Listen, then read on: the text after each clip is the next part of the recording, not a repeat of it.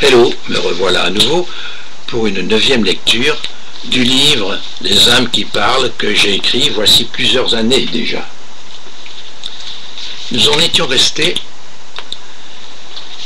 à Mathilde, qui était ma demi-fille, ma fille adoptive en quelque sorte, qui avait des problèmes de pipi au lit. Et parmi les questions que je m'étais posées était de me demander si il n'y avait pas un lien entre son somnambulisme, enfin ce que j'assimilais au somnambulisme dans certaines phases de son sommeil, donc si ce somnambulisme n'était pas en rapport avec certaines phases de l'hypnose. Et je m'étais demandé si la thérapie par l'hypnose n'était pas la solution à ce problème pour la guérir de son mal. Donc voici la suite. Et je commence par un petit sous-titre: l'anniversaire, symbolisme du renouveau. Je savais l'importance, même inavouée, que peut représenter pour quiconque la date de son propre anniversaire. D'autre part, j'avais pu constater à maintes reprises le bien fondé de la connaissance des occultistes en ce domaine, à savoir le symbolisme actif jouant au travers des idéations de mort et de vie au moment de la commémoration de la naissance, avec tout ce que cela comporte comme image d'anéantissement et de renouveau.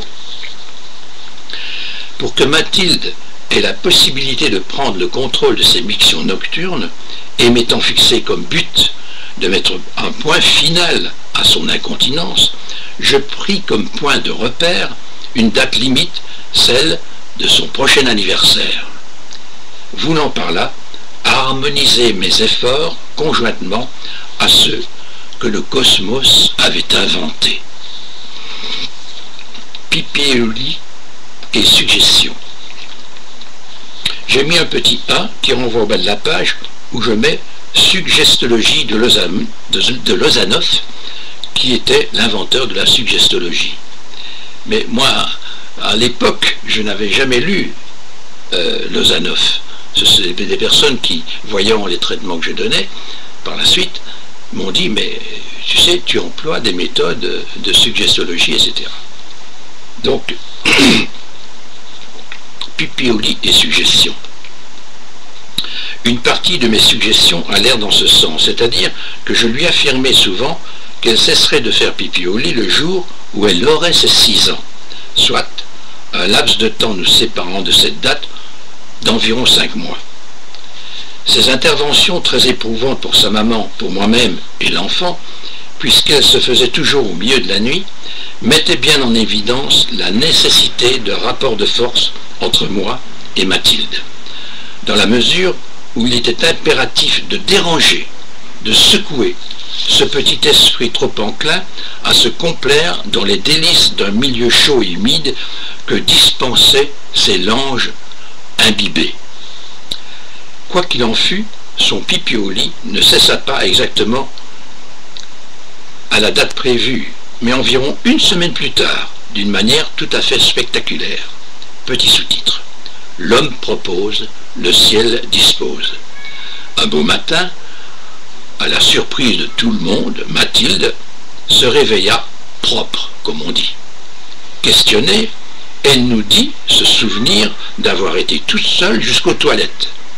Cela tenait du prodige, car non seulement durant la nuit, Mathilde était perchée sur un lit à étage, mais encore tout l'appartement était plongé dans l'obscurité la plus totale, parce que le corridor qui menait aux toilettes, au fond, n'avait pas de fenêtre. Comment avait-elle pu descendre sans encombre de son perchoir, trouver le WC, revenir, puis grimper à la petite échelle, le menant à son lit? Quand je lui posai la question, elle me répondit avec son innocence désarmante qu'elle avait suivi la petite lumière bleue. Stupéfaction de ma part.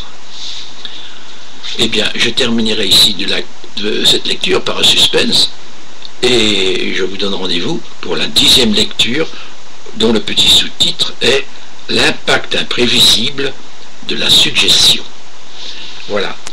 bientôt. Au revoir. Et j'éteins.